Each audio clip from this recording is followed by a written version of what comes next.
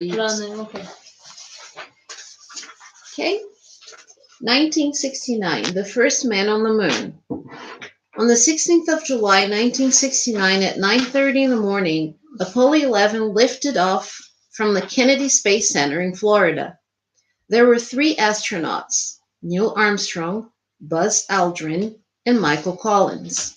The enormous rocket took 3 days to complete the 250,000 miles to the moon, traveling at 6 miles per second, 21,600 miles an hour. Then it circled the moon 30 times, giving time to prepare for the landing. The lunar landing. The lunar module landed on a part of the moon called the Sea of Tranquility at 8:17 in the evening on the 20th of July.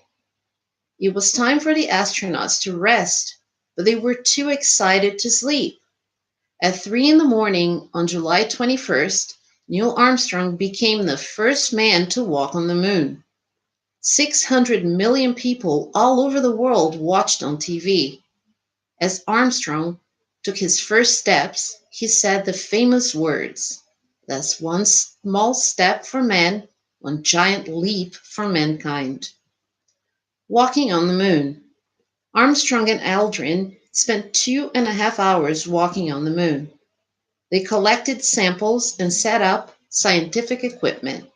Finally, they put up a US flag.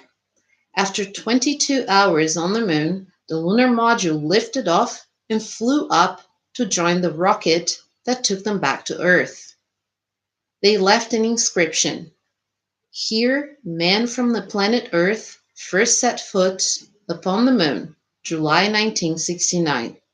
We came in peace for all mankind. This flight was the beginning of man's exploration of space.